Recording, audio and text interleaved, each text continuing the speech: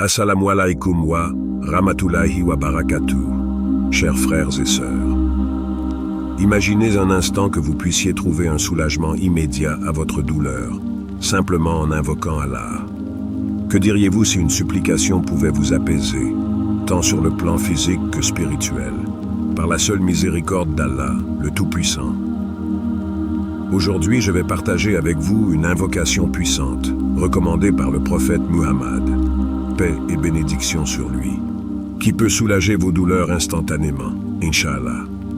Avant de commencer, n'oubliez pas de vous abonner à la chaîne Perspective du Coran et d'activer la cloche de notification pour ne manquer aucune vidéo bénéfique. Et si vous trouvez ce contenu utile, n'hésitez pas à liker et partager. Qu'Allah vous bénisse pour votre soutien. La douleur, cette sensation si humaine, est souvent perçue comme une malédiction, un poids que nous portons en silence. Pourtant, en islam, la douleur prend un tout autre sens. Elle est bien plus qu'une simple épreuve physique ou émotionnelle. Elle devient un pont vers quelque chose de plus grand, quelque chose de divin. À travers la douleur, Allah nous parle. Il nous rappelle notre nature fragile et notre besoin constant de dépendre de lui. Nous, en tant que créatures, pouvons être forts et résistants, mais Allah seul détient le pouvoir de tout, y compris la guérison de notre corps et de notre âme. La douleur devient alors un rappel de notre faiblesse et de la grandeur d'Allah. Ash-Shafi, le guérisseur suprême. Prenez un moment pour réfléchir à ce que signifie réellement la douleur dans votre vie. Peut-être est-ce une douleur physique qui vous réveille la nuit, ou peut-être une douleur émotionnelle qui semble ne jamais s'apaiser. Quoi qu'il en soit, comprenez qu'elle ne survient jamais sans but. Allah, dans sa sagesse infinie, vous éprouve pour une raison. Il vous appelle, il vous rappelle que même dans vos moments les plus sombres, il est proche. Et à travers cette épreuve, il vous invite à l'invoquer, à rechercher sa miséricorde et à renforcer votre foi. Le Coran nous montre ce lien entre la douleur et la guérison divine. Le prophète Ibrahim, paix soit sur lui, nous enseigne. Et quand je suis malade, c'est lui qui me guérit. Sourate Ash-Shu'ara, verset 80. Dans cette simple déclaration se trouve une vérité profonde. Même si nous avons recours à des médecins, des médicaments et des traitements terrestres, la guérison finale n'est jamais assurée que par Allah. En reconnaissant cette réalité, nous faisons un pas vers la paix intérieure, sachant que chaque douleur, chaque épreuve a un but supérieur. Vous êtes-vous déjà demandé pourquoi Allah nous éprouve ainsi? Pourquoi un enfant innocent doit-il souffrir? Ou pourquoi une personne pieuse subit-elle des douleurs physiques? Ces questions sont légitimes, mais elles trouvent une réponse dans la sagesse divine. La douleur est une purification. Elle lave nos péchés, raffermit notre foi et nous pousse à revenir vers Allah avec une sincérité renouvelée. En d'autres termes, elle n'est jamais vaine. Un hadith rapporté par le prophète, paix et bénédiction sur lui, dit: aucun mal n'atteint un musulman, que ce soit de la fatigue, de la maladie, de l'anxiété, de la tristesse, de la douleur ou du chagrin, même une épine qui le pique, sans qu'Allah n'efface par cela certains de ses péchés. Rapporté par Al-Bukhari et Muslim. Dans ce hadith, nous voyons la compassion d'Allah. À travers la douleur, il nous donne une opportunité d'expier nos péchés, de purifier notre âme et de renforcer notre lien avec lui. Chaque soupir de douleur, chaque larme versée, devient une source de miséricorde et de pardon. En tant que croyants, il nous est demandé de supporter la douleur avec patience et foi. Cette patience n'est pas une résignation passive, mais une acceptation consciente que tout ce qui nous arrive, qu'il s'agisse de bonheur ou de douleur, provient de la sagesse infinie d'Allah. Il est Al-Hakim, le sage, et chaque épreuve que nous endurons a un sens que peut-être nous ne comprenons pas sur le moment, mais qui se révèle avec le temps. La douleur devient alors une porte vers la proximité d'Allah. Plus nous supportons avec patience, plus nous invoquons Allah dans notre faiblesse, plus nous devenons conscients de sa présence. Et c'est à ce moment-là que la douleur, aussi insupportable soit-elle, devient supportable, parce qu'elle nous rappelle que nous ne sommes jamais seuls. Allah est là, Ash-Shafi, prêt à guérir, à soulager, à apaiser, à condition que nous nous tournions vers lui avec une foi sincère et une confiance absolue en sa miséricorde. La parole, dans l'islam, possède une puissance incommensurable. Chaque mot, chaque invocation, renferme un potentiel spirituel capable de transformer la réalité autour de nous, par la permission d'Allah. L'une des plus belles manifestations de cette puissance se trouve dans les invocations, du'as, enseignées par le prophète Muhammad, paix et bénédiction sur lui. Des paroles simples mais profondément chargées de sens et de foi.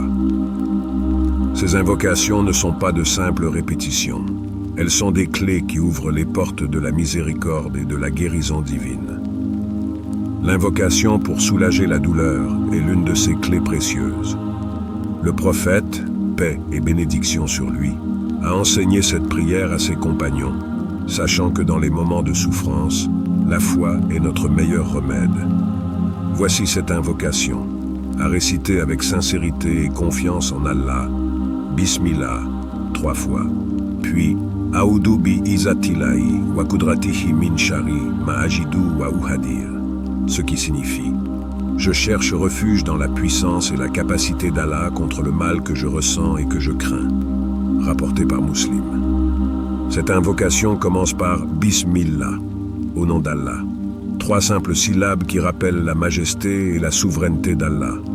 Ce n'est pas un début ordinaire, c'est un rappel que toute chose, grande ou petite, commence et se termine par la volonté d'Allah.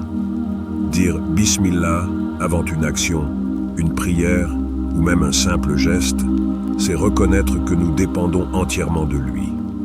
Ce premier mot instaure une barrière spirituelle entre nous et toute forme de mal, qu'il soit physique, émotionnel ou spirituel. Mais l'invocation ne s'arrête pas là. Elle continue avec la recherche de refuge. A'udhu bi izatillahi wa kudratihi, un appel à la protection d'Allah, à travers sa grandeur et sa puissance.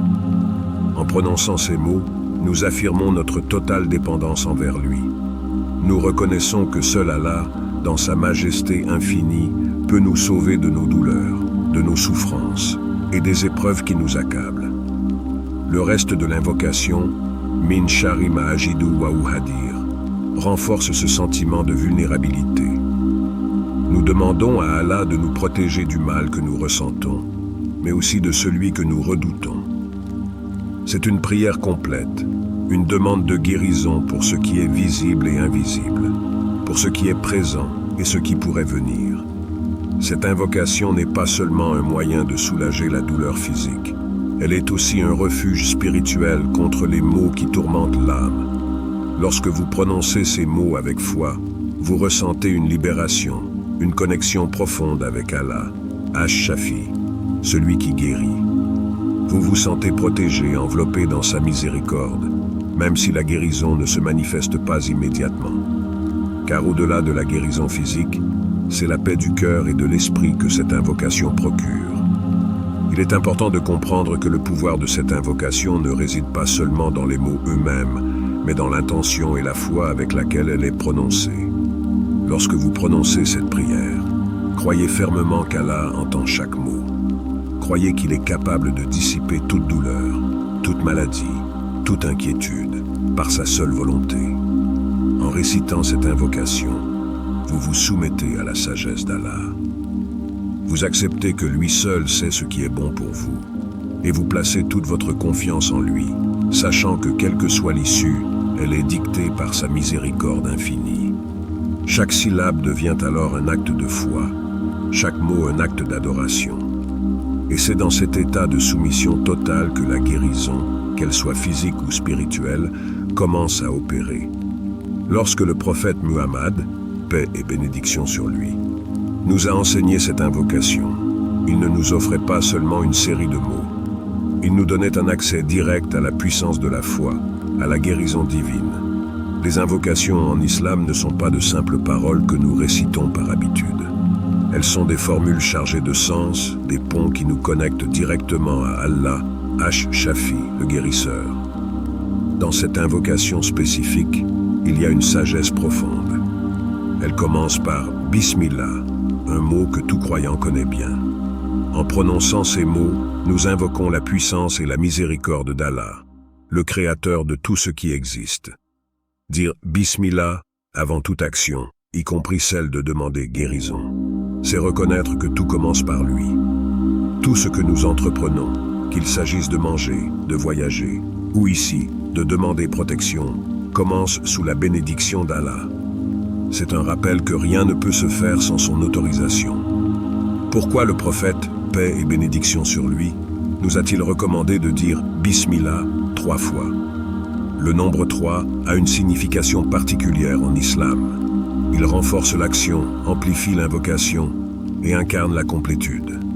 En répétant « Bismillah » 3 fois, nous marquons l'intensité de notre foi et de notre demande.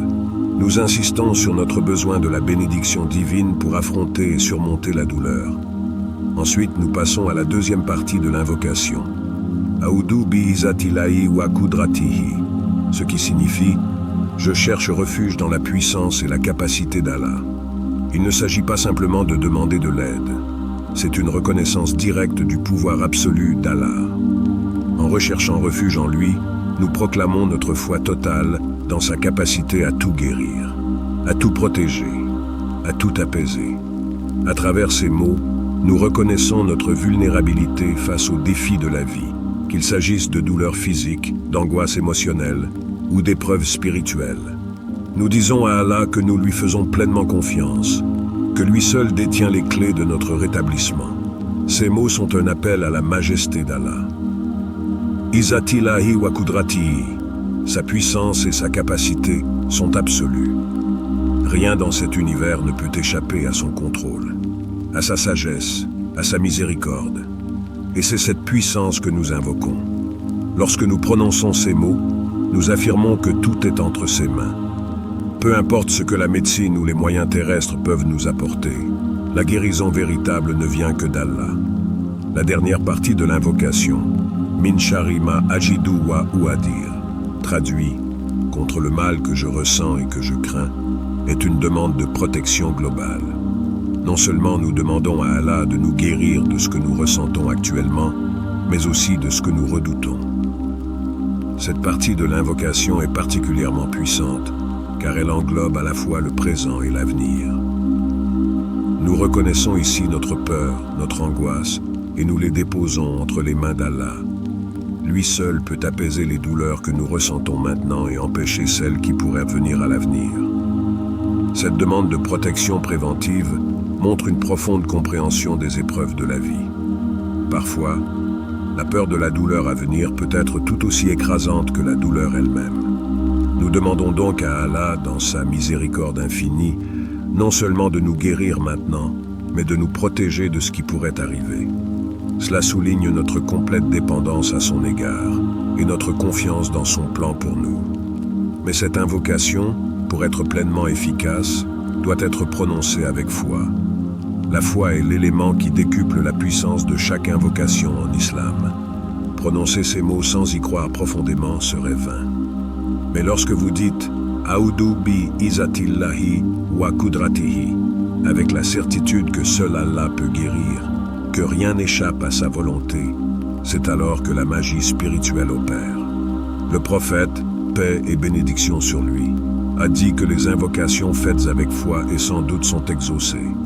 Lorsque vous prononcez cette invocation, abandonnez-vous complètement à Allah, sans laisser la moindre place au doute dans votre cœur.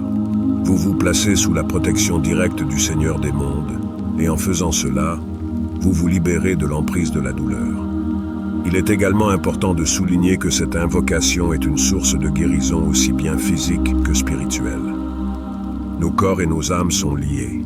Souvent, la douleur physique est exacerbée par des troubles émotionnels ou spirituels. Lorsque vous prononcez cette prière, vous ne demandez pas seulement à Allah de guérir votre corps, mais aussi de purifier votre âme, d'apaiser votre esprit, de calmer votre cœur. Car un cœur serein, plein de foi, est bien moins vulnérable à la douleur. Ainsi, chaque fois que vous ressentez une douleur, chaque fois que la souffrance vous accable, tournez-vous vers cette invocation. Prononcez-la avec conviction. Sentez la puissance des mots, la profondeur de leur sens. Et sachez que lorsque vous demandez la protection d'Allah, Shafi, vous placez votre douleur entre les meilleures mains possibles. Les mots sont plus qu'un simple moyen de communication. Ils portent en eux une force immense, surtout lorsqu'ils sont ancrés dans la foi et la spiritualité. En islam, chaque mot prononcé avec une intention pure peut transformer l'âme, apaiser l'esprit et guérir le corps. C'est dans cette profondeur que réside la véritable essence de l'invocation. Chacun des mots de cette prière est une clé qui ouvre des portes vers la guérison et la miséricorde d'Allah. Décortiquons cette invocation mot par mot pour comprendre la portée de chaque terme et comment ils se connectent à la puissance divine. Bismillah. Ces 3 syllabes, si simples en apparence, sont en réalité un rappel profond du lien qui existe entre le croyant et son Créateur. Dire Bismillah, c'est reconnaître que toute chose commence et finit par Allah. Rien n'existe en dehors de sa volonté. Chaque souffle que nous prenons, chaque pas que nous faisons, chaque douleur que nous ressentons est sous son contrôle absolu. En prononçant ces mots, nous ne faisons pas que mentionner son nom. Nous établissons une connexion directe avec lui. Une connexion qui transcende les limites de ce monde matériel. Pensez-y un instant. Chaque action que vous entreprenez dans votre vie quotidienne commence par Bismillah. Vous le dites avant de manger, avant de sortir de chez vous, avant de commencer une tâche importante. Cela nous rappelle que sans la permission d'Allah, rien de tout cela ne pourrait se faire. Dans le contexte de la douleur, Bismillah devient une forme de soumission. C'est un aveu humble que nous n'avons aucun contrôle sur ce qui nous arrive sans l'intervention d'Allah. Nous plaçons notre douleur, notre épreuve, entre ses mains, en sachant qu'il est capable de tout. C'est ce lien spirituel immédiat qui rend cette invocation si puissante dès son début. Aoudou, ce mot qui signifie « je cherche refuge », exprime une dépendance totale et complète envers Allah. Il ne s'agit pas ici d'une simple demande d'aide. C'est un acte de soumission où nous admettons que nous sommes impuissants face aux épreuves que nous rencontrons. Nous reconnaissons que nous ne pouvons trouver protection qu'auprès d'Allah. C'est une reconnaissance de notre vulnérabilité, une acceptation de notre incapacité à faire face seul aux douleurs de la vie. En recherchant refuge en Allah, nous faisons un choix conscient. Nous choisissons de nous tourner vers lui, de nous abriter sous son aile protectrice. Ce refuge n'est pas seulement physique, il est aussi émotionnel et spirituel. Quand nous disons « Aoudou », nous proclamons que nous remettons tout à Allah, car nous savons qu'il est la seule source de protection véritable. Et cette protection englobe tout, du plus petit mal au plus grand des dangers. En prononçant ces mots, nous nous plaçons directement sous la protection du Tout-Puissant, assurés que rien de mauvais ne peut nous toucher sans sa permission. Bi-izatillahi wa kudratihi. Cette partie de l'invocation souligne la grandeur d'Allah, sa puissance absolue, sa capacité infinie à tout faire. Izat, la majesté d'Allah, et Kudrat, sa capacité, sont 2 attributs divins qui transcendent l'imagination humaine. Il n'y a rien qu'Allah ne puisse faire. Aucune maladie, aucune douleur, aucun mal ne peut persister face à sa volonté. Ces mots nous rappellent que nous invoquons non pas un simple secours, mais l'aide du Créateur de l'univers, celui qui contrôle tout. Il est crucial de comprendre que tout ce qui existe, qu'il s'agisse de bien ou de mal, de santé ou de maladie, est sous la domination d'Allah. En prononçant « Bi-izatillahi wa kudratihi », nous reconnaissons cette domination. Nous déclarons que seul Allah a le pouvoir de faire disparaître nos douleurs. Aucune intervention humaine, aucun remède terrestre ne peut être efficace sans son intervention.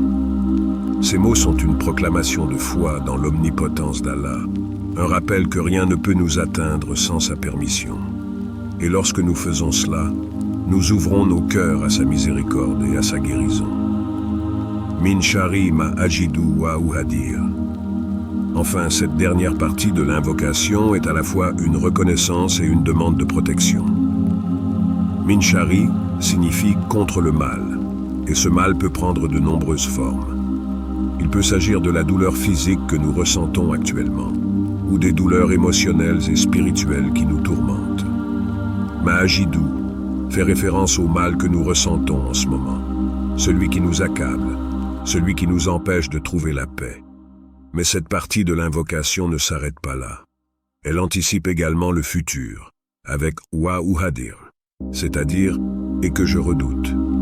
Nous ne demandons pas seulement à Allah de nous guérir de ce que nous ressentons, mais aussi de nous protéger de ce qui pourrait arriver. Cette dimension préventive est essentielle. Elle montre que nous ne savons pas ce que l'avenir nous réserve, mais que nous nous confions entièrement à Allah pour qu'il nous garde de tout mal à venir. Cette phrase reconnaît également que nous avons des peurs. Nous redoutons l'aggravation de notre état.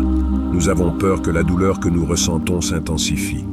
Et c'est précisément cette peur que nous déposons entre les mains d'Allah.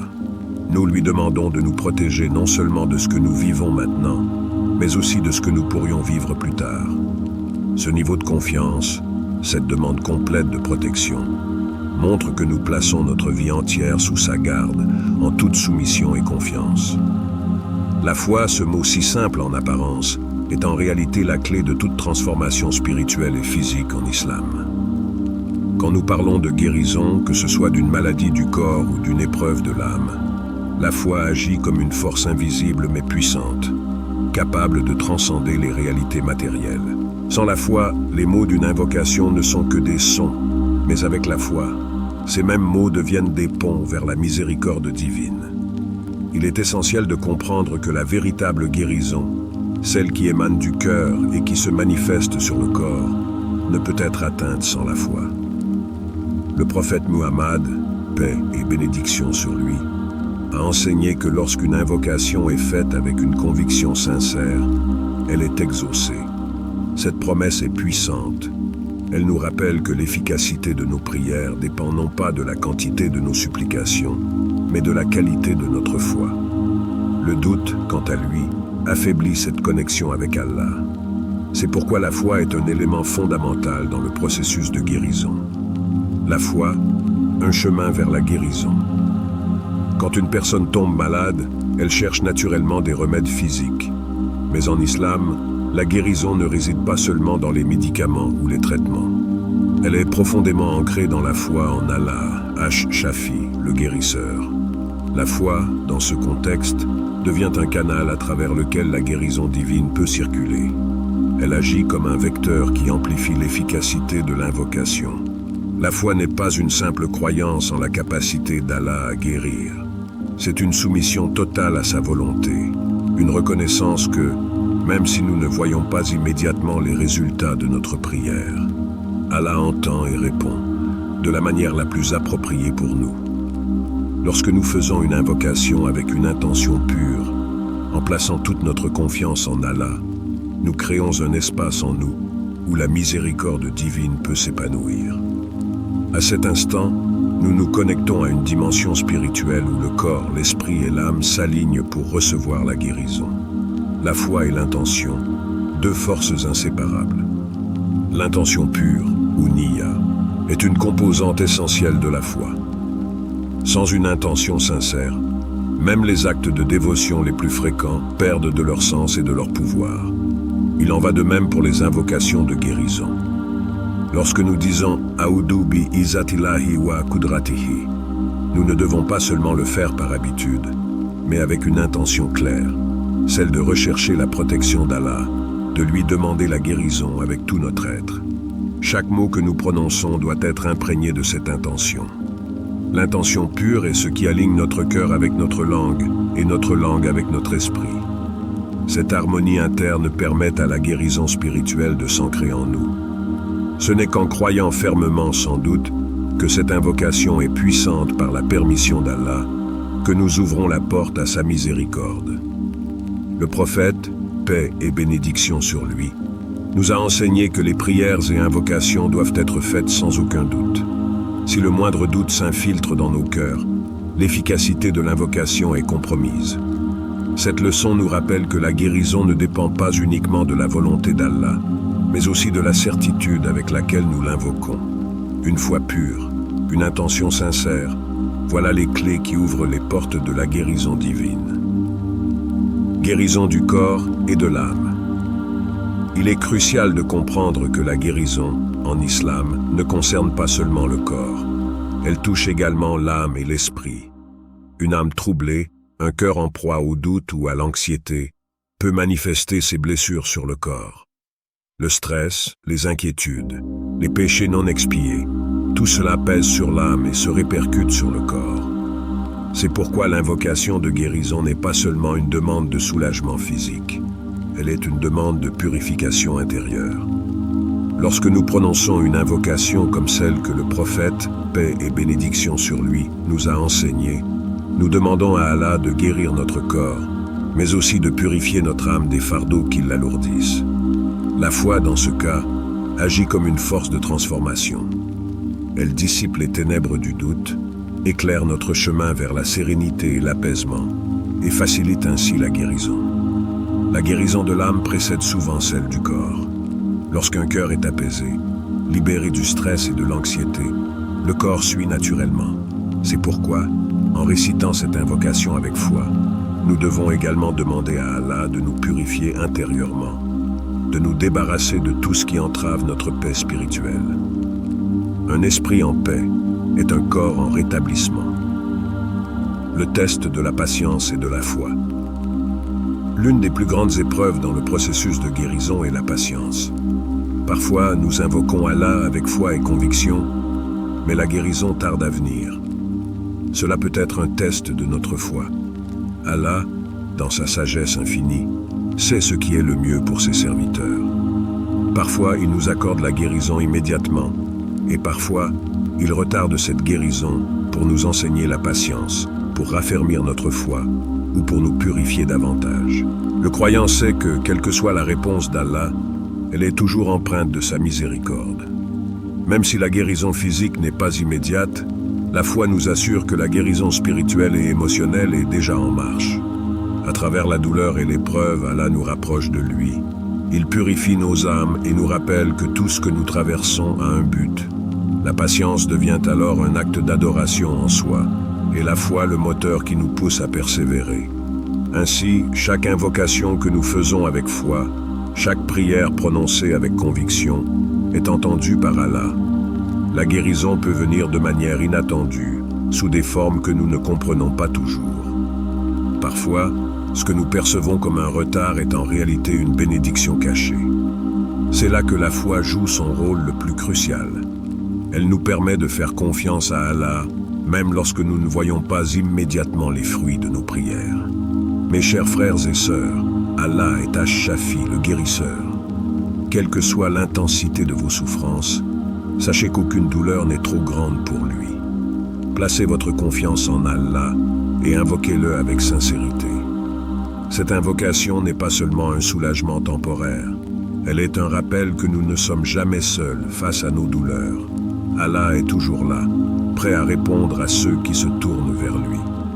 Si cette vidéo vous a été bénéfique, je vous invite à essayer cette invocation dans votre propre vie et à partager votre expérience dans les commentaires. Qu'Allah accorde à chacun de nous la guérison et la paix intérieure. Amin.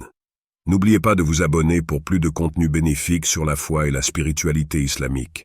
Que la paix et les bénédictions d'Allah soient sur vous tous. Partage ta réponse dans les commentaires et n'oublie pas de liker et de t'abonner à notre chaîne Perspective du Coran. Qu'Allah vous accorde la baraka dans chaque aspect de votre vie.